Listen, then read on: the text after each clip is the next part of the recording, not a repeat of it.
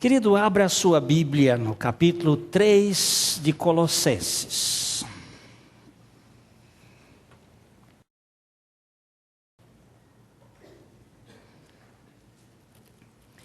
Capítulo 3 é onde nós estamos, mas vamos começar pelo capítulo 1, versículo 1.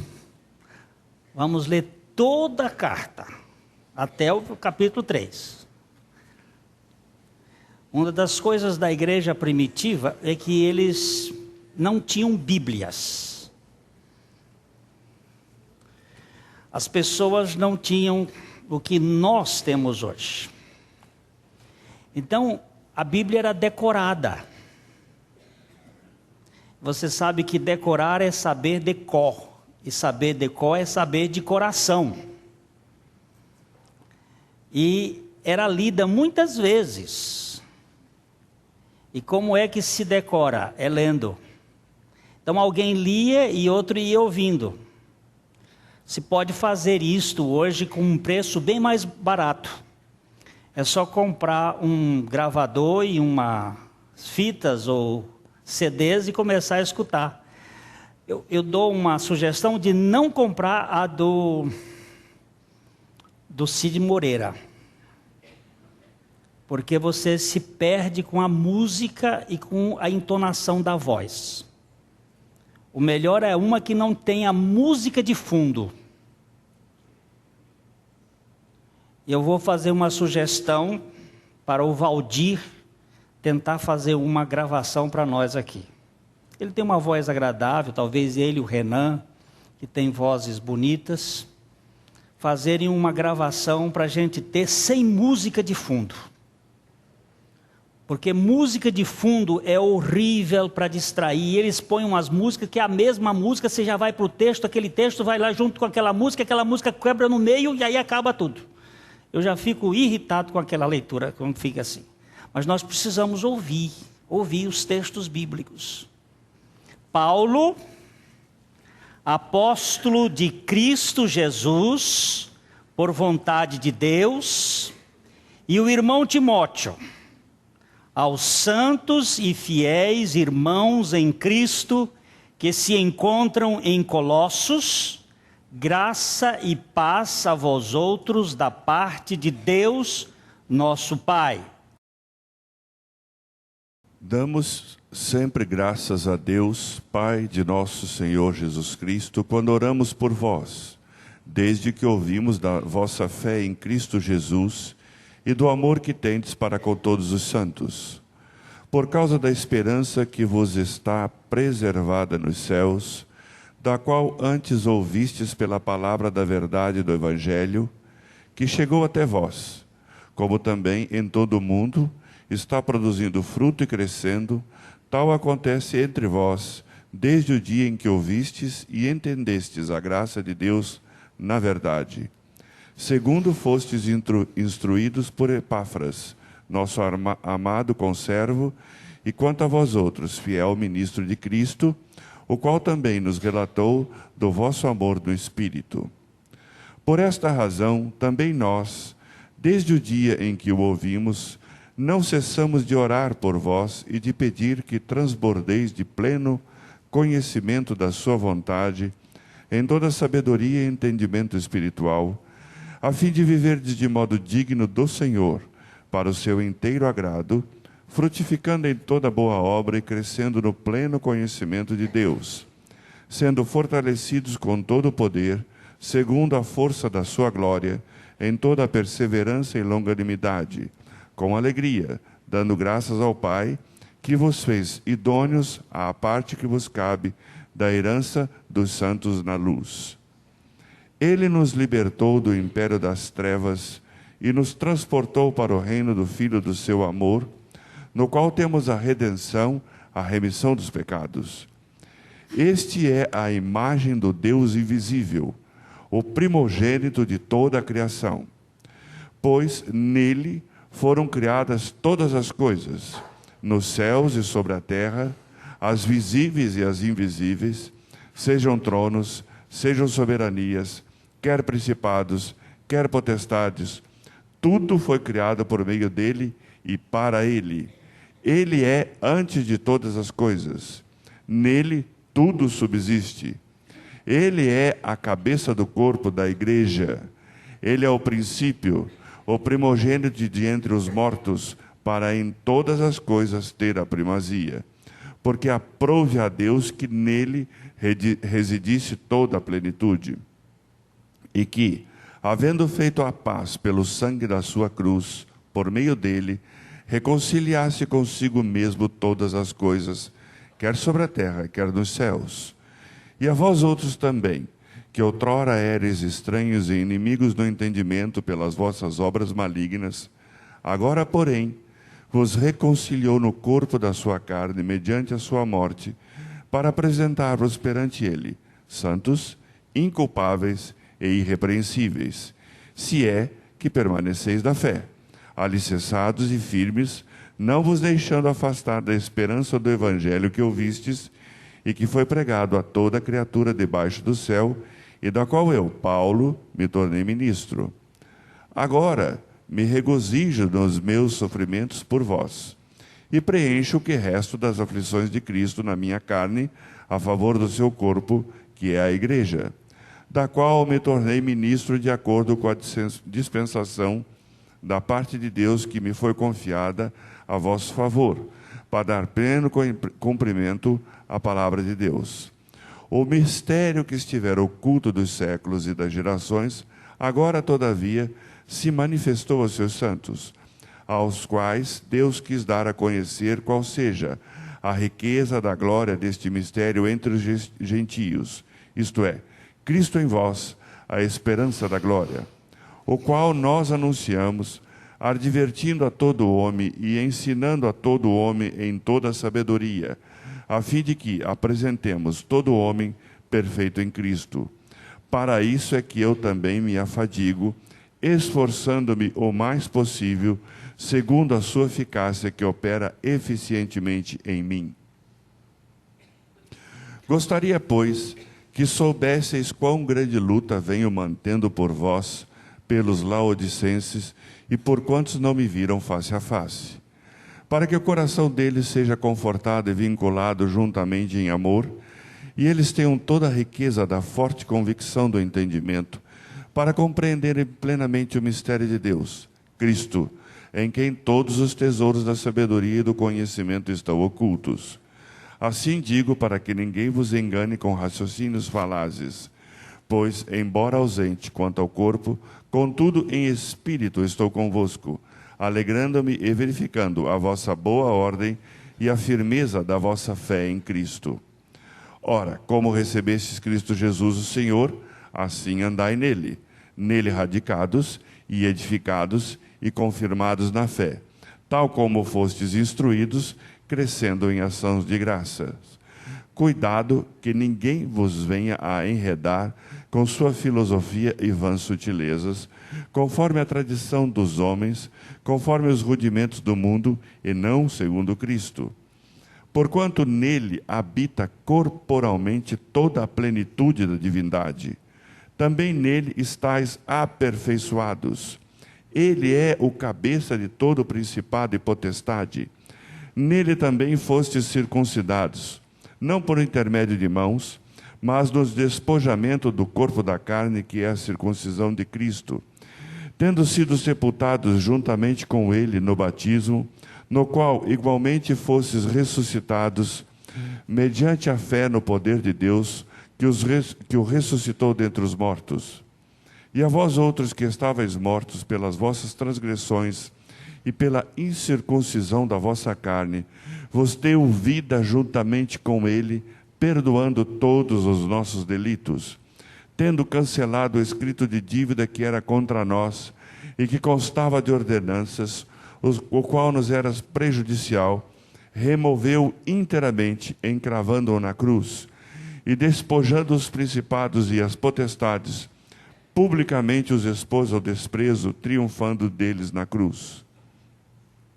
Ninguém, pois, vos julgue por causa de comida e bebida, ou dia de festa, ou lua nova, ou sábados, porque tudo isso tem sido sombra das coisas que haviam de vir, porém o corpo é de Cristo.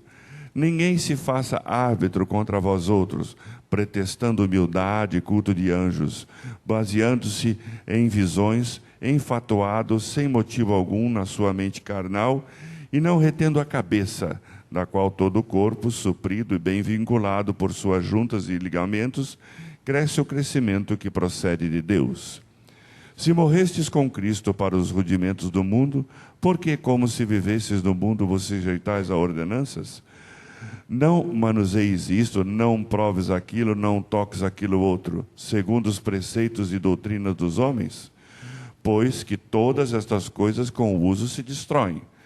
Tais coisas, com efeito, têm aparência de sabedoria, como culto de si mesmo e de falsa humildade, e de rigor ascético, todavia não tem valor algum contra a sensualidade.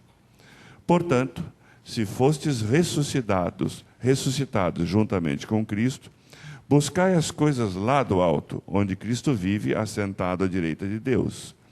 Pensai nas coisas lá do alto, não nas que são aqui da terra, porque morrestes e a vossa vida está oculta juntamente com Cristo em Deus.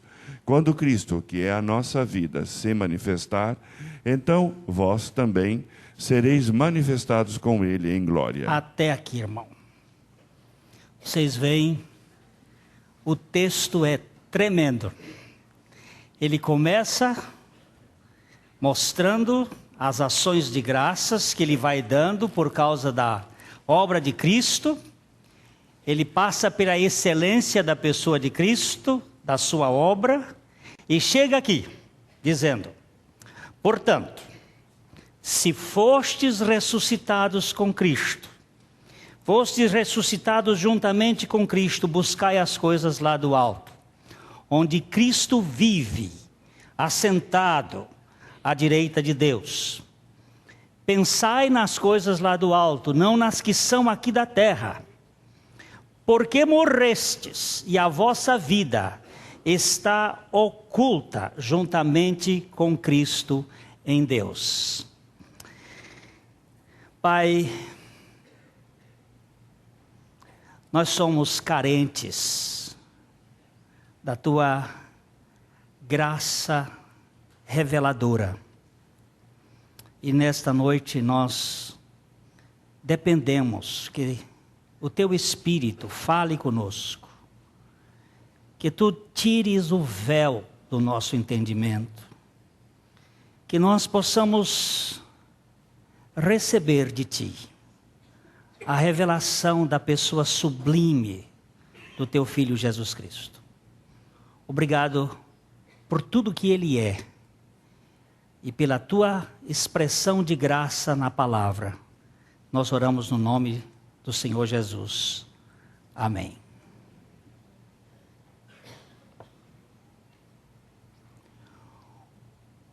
Uma característica imponderável da psique humana é sua capacidade de fazer juízos suprarracionais sobre investimentos humanos vantajosos, ao mesmo tempo que se recusa a ver a vida à luz da eternidade.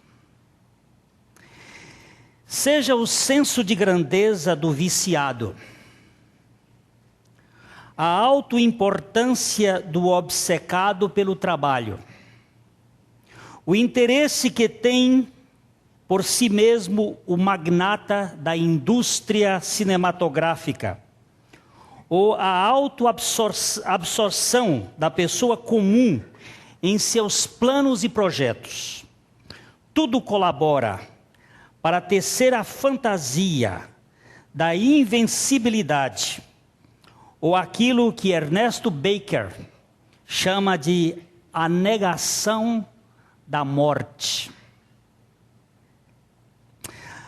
Para muitos, a separação de pessoas amadas é doloroso demais para ser concebido. Talvez para a maioria de nós, o passo frenético da vida e as reivindicações imediatas do momento presente não deixam nenhum tempo, à exceção das fugidias reflexões em funerais, para contemplarmos a seriedade de onde viemos e para onde vamos. Talvez aqui um parêntese. Talvez a Bíblia esteja certa de dizer que é melhor ir à casa onde há luto do que ir à casa onde há banquete. Mas nós não gostamos de pensar na morte. Bento de Núrcia, fundador do monasticismo ocidental, brinda-nos com a sobriedade do seu conselho. Mantenha a própria morte diante dos seus olhos todos os dias. Não é um conselho para se entregar à morbidez, mas um desafio à fé e à determinação.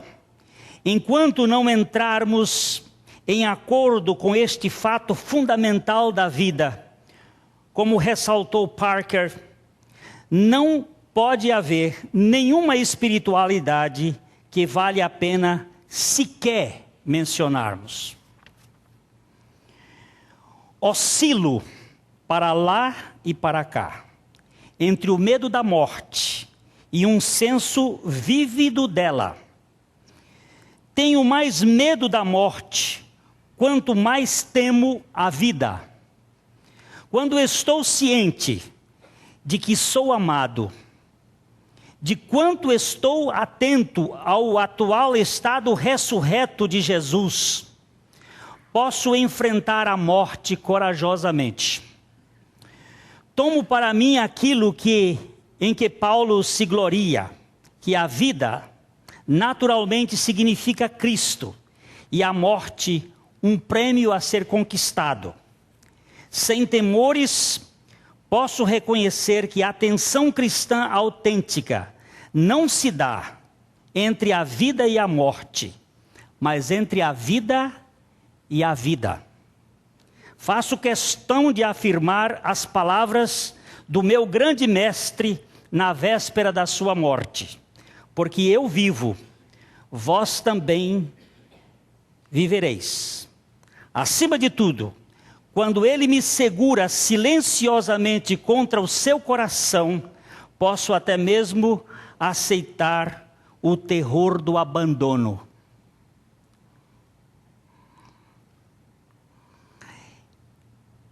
Não é a morte, mas a vida que me apavora.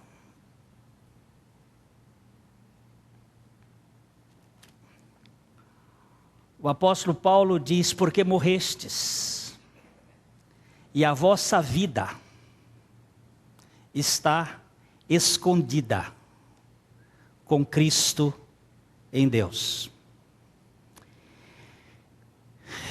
Nós estamos vivendo hoje um tempo de um Cristo, de um Jesus efebo, um moçoila, ou moçoila, de cara efeminada, uma espécie de andrógeno, criado por esse sistema da combinação de nova era com cabala, que fez um Cristo misturado, nem macho nem fêmea, ele e ela, que no livro do Código da Vinci, Dan Brown pinta muito bem na figura de Maria Madalena, possível usada como a expressão para revelar a pessoa de Cristo, o Santo Grau. Este Cristo, pintado pelo gnosticismo, pelas teorias do homem vitruviano, de braços abertos para mostrar o equilíbrio, é o perigo terrível da religião moderna. Nós precisamos conhecer de perto as coisas lá de cima, não as que são aqui da terra. Não esta concepção de Gaia.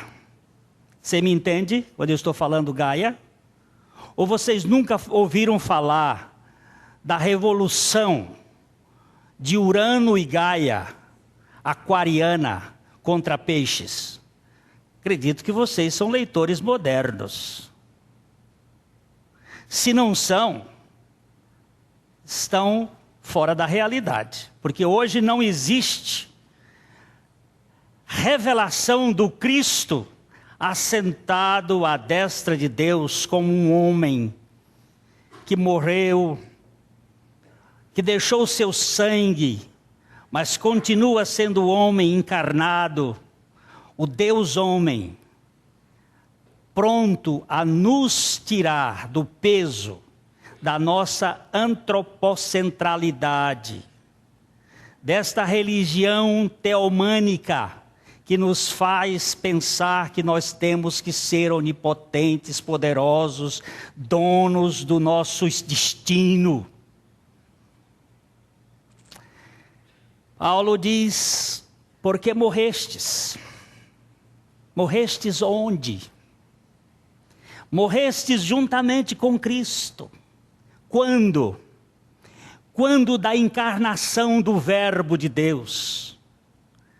Quando aquele Deus absoluto, criador do macrocosmos, que tem o mundo na sua mão, que mede o universo a palmos, que pesa na balança de precisão a terra, este Deus grande, grandíssimo, se encolhe, se reduz, se esvazia, entra numa história humana, entra num ventre de mulher, nasce para revelar a grandiosidade do amor do Pai para com uma humanidade orgulhosa, rebelde, soberba, ensimesmada. Esse Deus, na dimensão do homem, na altura de um homem, é a plenitude da grandeza da salvação. O rei é o reino. Quando os fariseus estavam perguntando, Lucas capítulo 17, vamos abrir a Bíblia, Evangelho de Lucas, capítulo 17, verso 20 e 21. Interrogado pelos fariseus sobre quando viria o reino de Deus, Jesus lhes respondeu: não veio o reino de Deus com visível aparência, nem dirão, ei-lo aqui ou lá está, porque o reino de Deus está dentro de vós. Eu quero chamar a atenção dos meus irmãos para esta expressão dentro de vós. Dentro do contexto, interrogado pelos fariseus sobre quando viria o reino de Deus, Jesus respondeu: não vem o reino de Deus com visível aparência. O rei não tinha nem beleza nem formosura. O rei era um homem que nasceu numa estribaria. Veio numa família muito humilde, pessoa totalmente sem qualquer pedigree, dentro daquilo que nós poderíamos admitir. Não vem com visível aparência, nem direis, ei-lo ali ou ei-lo lá, porque ele está não dentro em vós, porque ele não estava dentro dos fariseus, mas entre vós, no meio de vós. Jesus Cristo é o reino. Ele é o rei e ele é o reino. Quem tem o rei, tem o reino. Quem está no reino, está com o rei. O rei é ele, Cristo. Vocês se lembram que o Senhor Jesus disse, lá em Mateus capítulo 16, vamos agora para Mateus, quando ele conversava com os seus discípulos a respeito da opinião que as pessoas faziam dele, o trabalho que foi feito no campo, da pesquisa, deram uma ideia de que ele podia ser Elias, Jeremias, João Batista, ou outro profeta qualquer. Pedro fez uma declaração que Jesus chamou de revelação. Foi meu Pai quem revelou isso para você. E aí Jesus começa a falar da sua obra, do que ia acontecer com ele, que ele ia para Jerusalém, ia ser morto, ia ressuscitar. E quando ele começou a contar isso, Pedro se levantou e disse que não era para isso de modo nenhum. Então o Senhor começa a falar da necessidade da cruz e diz aqui no versículo 28 a respeito do reino. Em verdade vos digo que alguns há, dos que aqui se encontram, que de maneira nenhuma passarão pela morte, até que vejam vir o Filho do Homem no seu reino. Ora, estavam ali os 12 apóstolos, junto com ele, ali no monte de Hermon, onde ele estava conversando com os seus discípulos. E diz assim, em verdade vos digo que alguns há, dos que aqui se encontram, que de maneira nenhuma passarão pela morte, até que vejam vir o Filho do Homem no seu reino. Agora leia o verso de baixo. 6 dias depois, tomou Jesus consigo a Pedro e aos irmãos Tiago e João, e os levou em particular a um alto monte. E foi transfigurado diante deles. O seu rosto resplandecia como o sol, e as suas vestes tornaram-se brancas como a luz. E eis que lhe apareceram Moisés e Elias, falando com ele. Então disse Pedro a Jesus, Senhor, bom é estarmos aqui. Se queres, farei aqui 3 tendas. Uma será tua, outra para Moisés, outra para Elias. É só para dizer o seguinte, existe uma variante textual que algumas traduções usam, diz faremos, façamos. Mas este texto, que é considerado um dos textos mais antigos, ele diz farei. Pedro até dispensou os companheiros. É o protótipo da pessoa que entra em transe. Eu tenho a solução. Aqui foi o surto de Pedro. Eu agora vou fazer com que as coisas aconteçam. Farei 3 tendas, uma para ti, uma para Elias e uma para Moisés. De repente nós achamos que temos a solução da salvação do mundo. Continua só para chegar. Falava ele ainda quando uma nuvem luminosa os envolveu.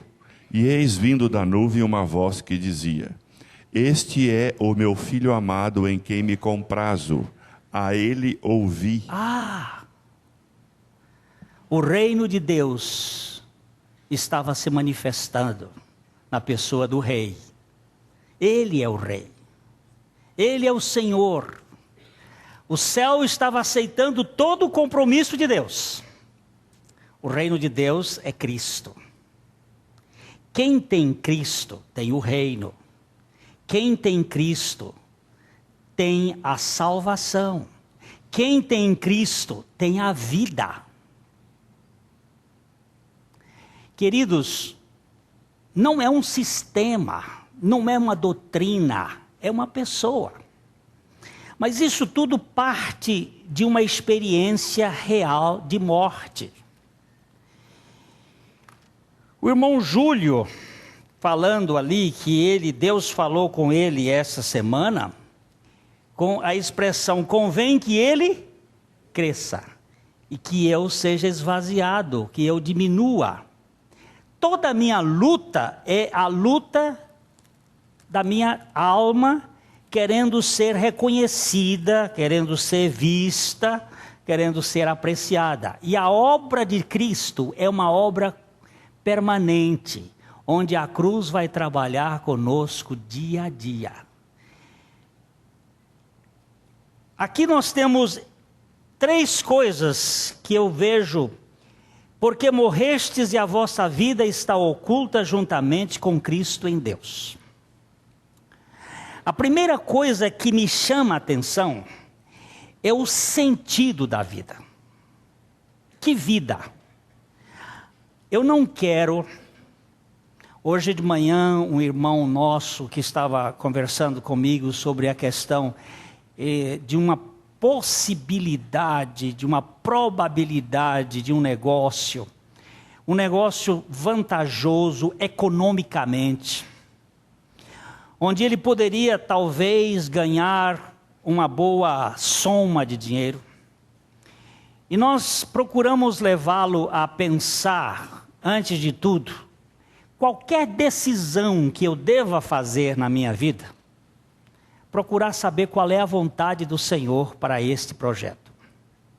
A Bíblia diz para que nós não sejamos insensatos, sem juízo, mas procuremos saber qual é a vontade do Senhor. Se a Bíblia diz que é possível saber qual é a vontade do Senhor, então deve ter uma maneira que se pode saber. Não vai dizer para você procurar a vontade do Senhor se Ele não vai se revelar. Então eu lhes contei como foi que em 1979 o Senhor começou a trabalhar comigo sobre este assunto. Tomar decisões não é uma coisa muito fácil. Naquilo que está escrito na palavra, você já sabe. Não matarás é não matarás. Então não tem, não adulterarás é não adulterarás. Não furtarás é não furtarás, está revelado. Mas como é que eu vou saber se eu devo ir pastorear uma igreja em São Paulo ou não? Como é que eu devo saber se aquela pessoa é com quem eu devo fazer um negócio? Deus tem alguma maneira de explicar isso para nós. Como saber? Saber a vontade do Senhor. Como fazer isto? George Miller, naquele tempo, em 1979, apesar de ele ter morrido no século passado, ele me deu a dica. E a dica é baseada em 3 orações. Por que Jesus orou 3 vezes no Getsemane? Ele queria uma coisa, ele queria não passar por aquele momento, mas ele disse, não seja feito o que eu quero, mas o que tu queres. Por 3 vezes ele orou assim. O que significa 3 vezes? Alguns dizem que nós somos 3 partes, e eu creio assim como a Bíblia diz. Eu tenho um espírito, eu tenho uma alma, eu tenho um corpo. Também a trindade celestial, ela é trina. O Pai, o Filho e o Espírito Santo. A oração que realmente é aquela oração que entrega-se totalmente, é uma oração que tem uma vontade, um querer, uma determinação que envolve tudo. Orar 3 vezes é orar espírito, alma e corpo, colocando as mesmas palavras. Jesus orava, até suar sangue, não tinha mais nada a fazer. Aquela moenda, aquela mó, que passa em cima da azeitona, com um peso de 5 toneladas, esmagando aquela azeitona, para que saia o último caldo, não sobre mais nada, nenhuma vontade. Isso chama-se morte. Não eu, mas o Pai.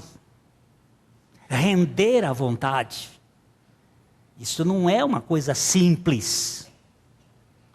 Paulo disse que 3 vezes ele orou a Deus por causa de um espinho na carne. E durante aquele período, aquela luta de Paulo, ele ouviu uma voz que lhe disse: a minha graça te basta, porque o meu poder se aperfeiçoa na fraqueza. Tirou a pelinha de Paulo até ele chegar ao ponto de dizer: eu dou graças a Deus pelas minhas fraquezas, pelas injúrias, pelas perseguições, por toda esta complicação, porque na hora que eu sou fraco, aí é que eu dependo de Deus. Isto significa para mim o conceito que Paulo está dizendo aqui: porque morrestes, e a vossa vida está oculta com Cristo em Deus. Primeira coisa, significado. De onde vou tirar significado para a minha vida? Em Cristo, por causa da sua morte, da minha morte com Ele. 1 João, capítulo 5, os versos 11 e 12. E o testemunho é esse, que Deus nos deu a vida eterna, e esta vida está no seu Filho. Aquele que tem o Filho tem a vida. Aquele que não tem o Filho de Deus não tem a vida. O testemunho é este: que Deus nos deu a vida. Que vida? A vida eterna. Onde? No seu Filho. Quem tem o Filho, tem a vida.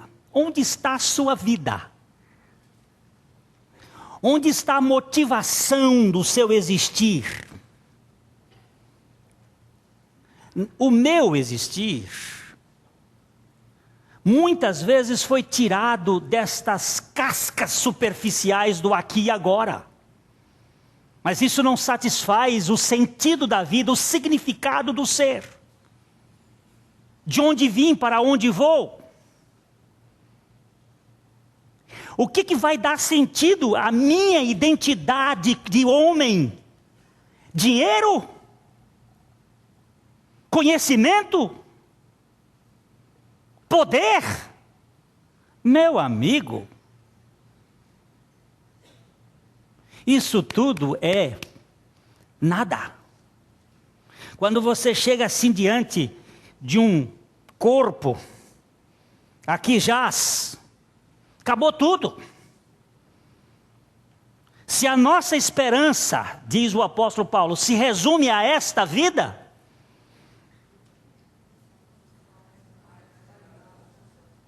vamos ver?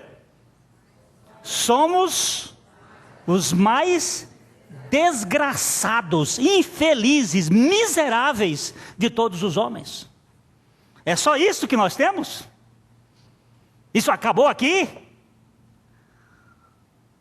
Eu tenho que gastar a minha vida, o resto que ainda tenho, 62 mais o resto são 58.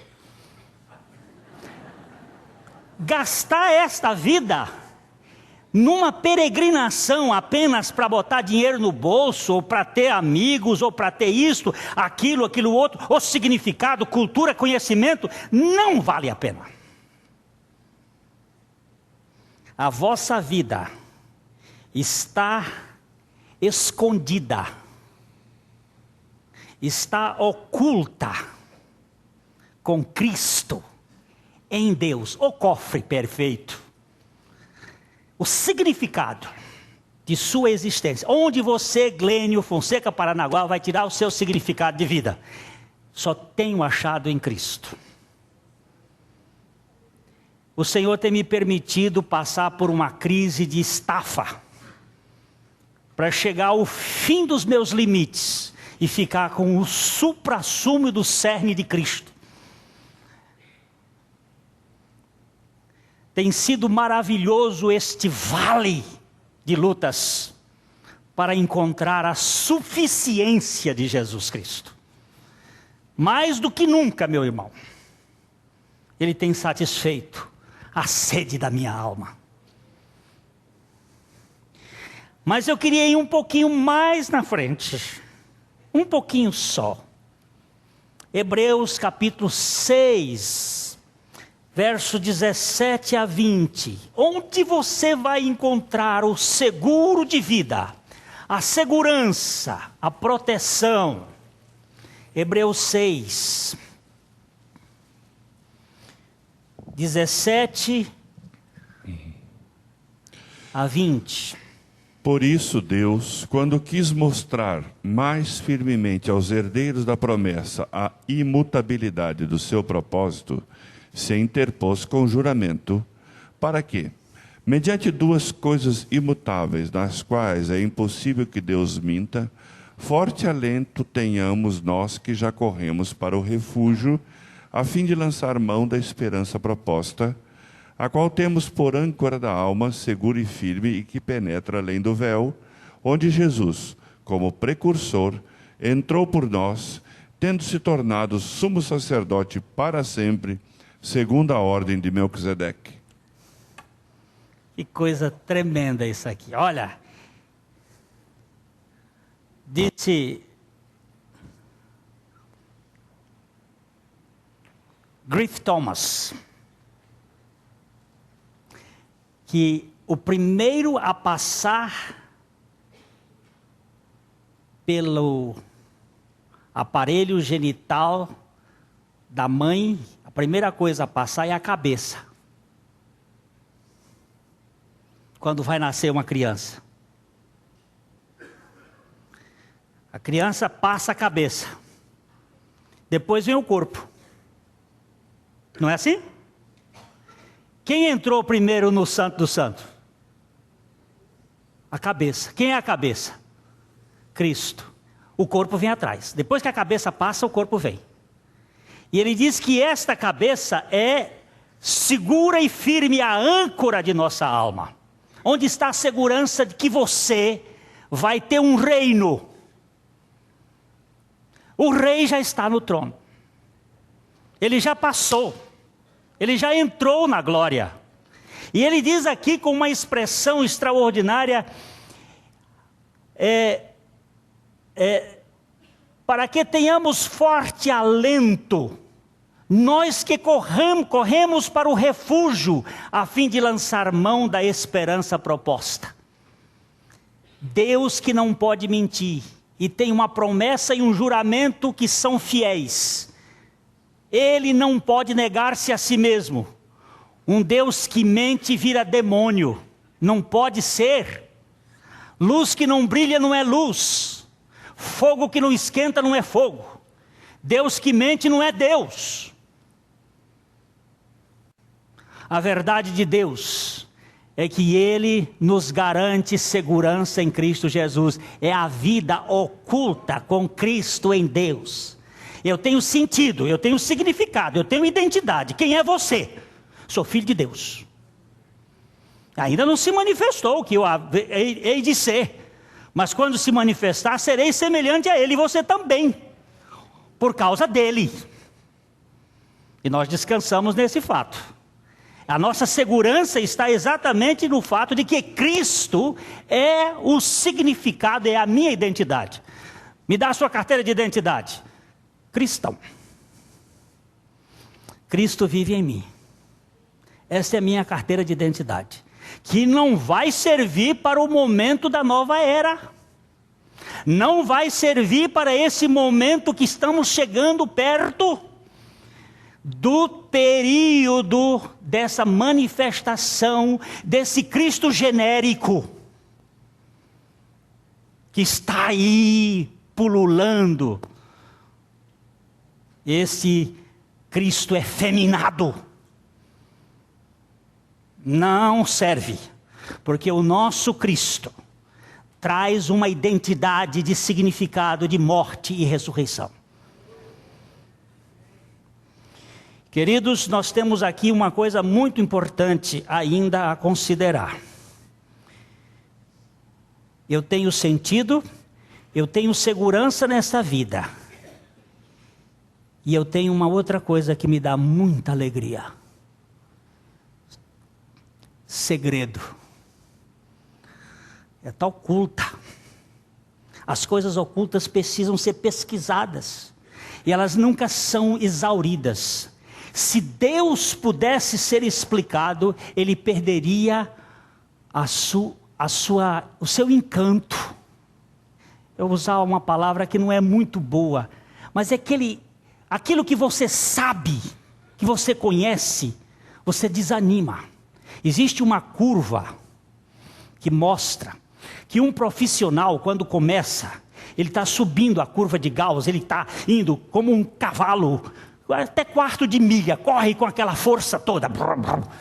Quando ele chega no domínio da profissão, ele começa a cair o entusiasmo.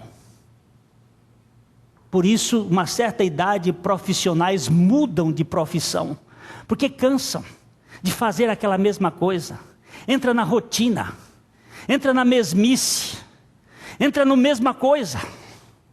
Eu já sei tudo isto. Esses empregados de fábrica, que só apertava botão, só apertava parafuso, hoje tem que mudar aquele camarada de lugar, tem que botar outra para fazer outra coisa, nem que seja desparafusar de novo. Ele não pode fazer sempre a mesma coisa, senão ele entra na rotina e perde o dedo.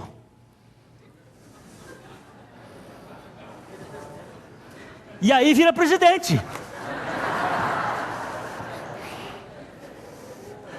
Tem que mudar de profissão. Senão a coisa entra na rotina. As rotinas são tremendas. Agora, querido, em Cristo não há rotina. Não há domínio. Você não vai esgotá-lo. E quanto mais você vai conhecê-lo, mais você vai querer conhecer e menos você vai saber dele.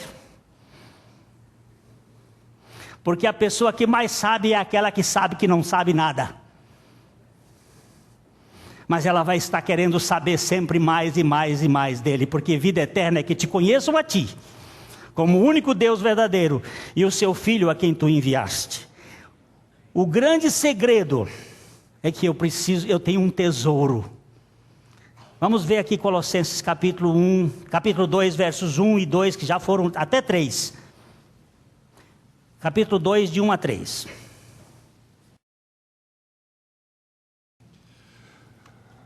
Gostaria, pois, que soubesseis quão grande luta venho mantendo por vós, pelos laodicenses e por quantos não me viram face a face, para que o coração deles seja confortado e vinculado juntamente em amor, e eles tenham toda a riqueza da forte convicção do entendimento, para compreenderem plenamente o mistério de Deus, Cristo, em quem todos os tesouros da sabedoria e do conhecimento estão ocultos. Olha que coisa linda.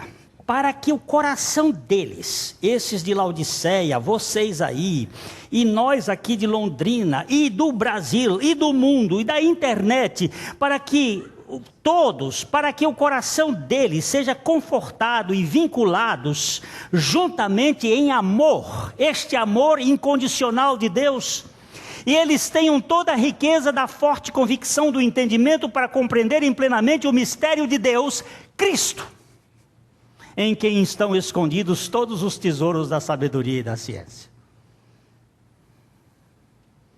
Todos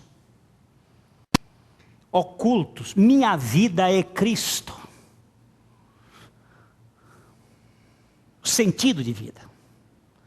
Cristo é aquilo que eu mais preciso, minha segurança é Cristo. O segredo do crescimento espiritual é Cristo. Pega a sua Bíblia aí no Mateus capítulo 13.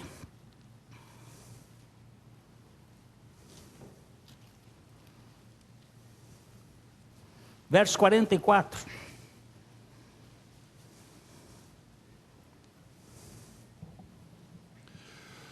O reino dos céus é semelhante a um tesouro oculto no campo, o qual certo homem, tendo-o achado, escondeu. E transbordante de alegria vai, vende tudo o que tem e compra aquele campo. Lê outra vez. O reino dos céus é semelhante a um tesouro oculto no campo, o qual certo homem, tendo-o achado, escondeu. E transbordante de alegria vai, vende tudo o que tem e compra aquele campo. Tem um tesouro ali. Tem um tesouro ali.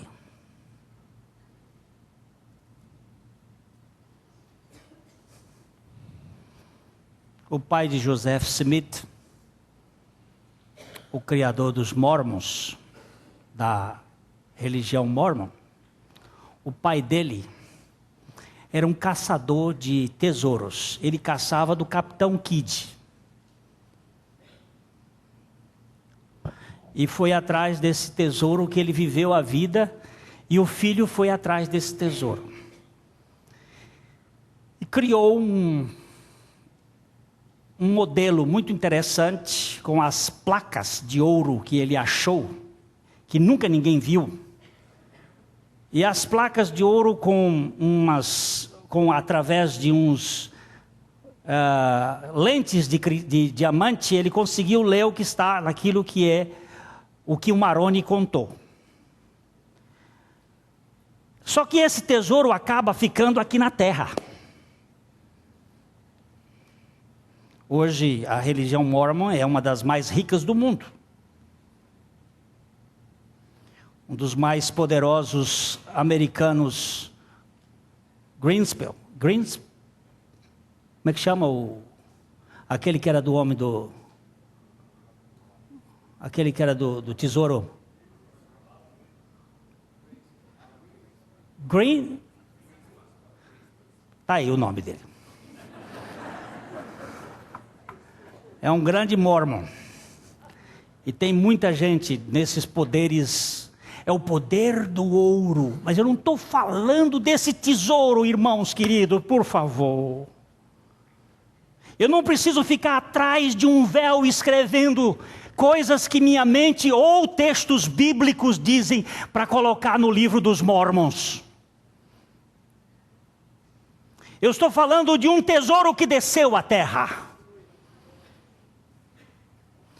E que dá significado e sentido à vida dos homens. Não pelo que eles têm. Não porque eles sabem.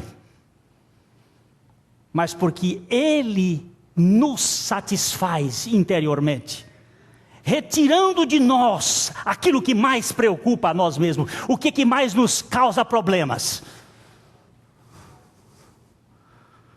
Eu contei hoje pela manhã que minha filha, lá em Curitiba, me disse essa semana: pai, eu fiquei muito triste, muito revoltado com você, quando eu ouvi você falar lá na igreja.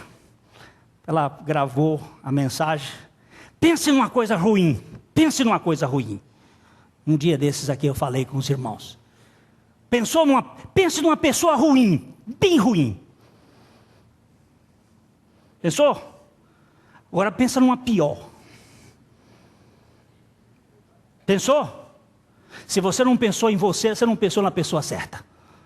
E a minha filha disse que ficou revoltada com aquilo. Mas o Mateus, o netinho da dona Cecília, que tem 4 anos de idade, ele virou e disse: eu não concordo com isso não. Não aceito esse negócio não, eu não sou assim não. Olha o que o pastor está dizendo. Mas isso nós não aceitamos, não é só o Mateus nem minha filha não, ninguém aceita. Mas nós somos o nosso problema.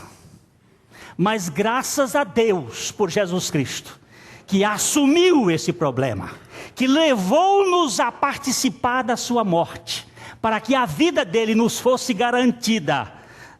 Oh, mas como eu fiquei feliz hoje, eu ouvi, uma irmã me deu a conversão de um rabino de São Paulo.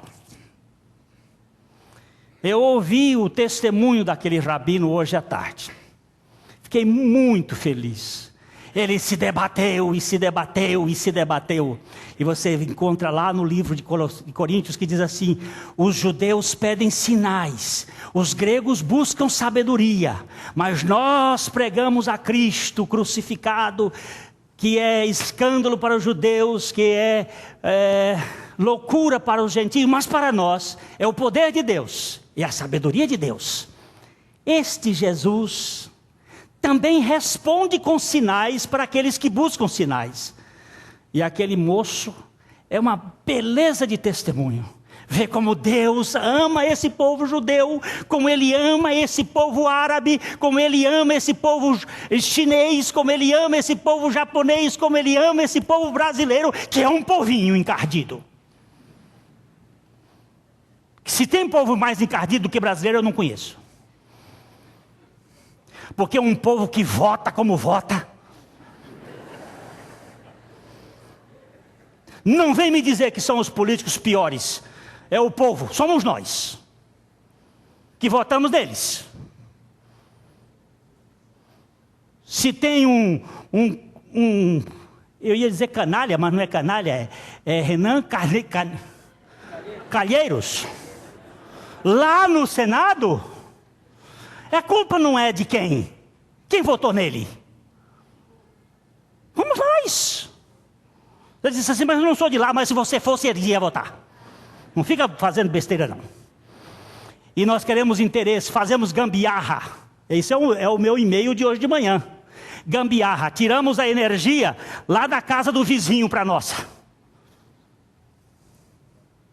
Fazemos aquilo, sai daqui, ó, a água do vizinho, passa aqui por debaixo, chega para nós.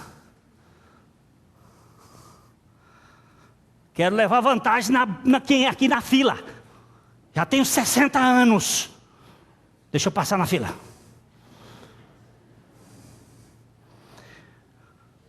E aqui é com lei. Mesmo que seja forte assim, robusto. Mas quero levar alguma vantagemzinha, nem que seja por isto. Já estou no tempo de receber algumas vantagens. Irmãos, nós fazemos jeitinho, mas Deus ama este povo. E mandou Jesus para nós. E aonde nós vamos encontrar vida? Vai ser numa religião? Vai ser num sistema? Vai ser na própria Bíblia? Não, não. Ainda que a Bíblia seja a preciosíssima palavra de Deus, ele diz, examinais as Escrituras, cuidando ter nelas a vida eterna. Mas vocês não querem vir a mim para encontrar vida. A vida está em Cristo. Queridos, lembre-se disto, porque morrestes e a vossa vida está oculta juntamente com Cristo em Deus. Só para terminar, ó a segurança. João capítulo 10, versos 27, 28, 29. As minhas ovelhas ouvem a minha voz, eu as conheço e elas me seguem. Eu lhes dou a vida eterna, jamais perecerão, e ninguém as arrebatará da minha mão. Aquilo que meu Pai me deu é maior do que tudo, e da mão do Pai ninguém pode arrebatar. Pode ler o 30 também? Eu e o Pai somos um. As minhas ovelhas ouvem a minha voz, eu lhes dou a vida eterna, ninguém as arrebatará da minha mão. E o Pai ainda segura por cima, porque eu e o Pai somos um, e nós estamos escondidos aonde? Em Cristo, em Deus. Onde está a garantia da sua salvação? Que você é um leitor da Bíblia, que você dá o dízimo, que você vai à igreja, que você faz... Tudo isso é importante, é necessário, dentro da visão verdadeira, mas a sua garantia só é uma.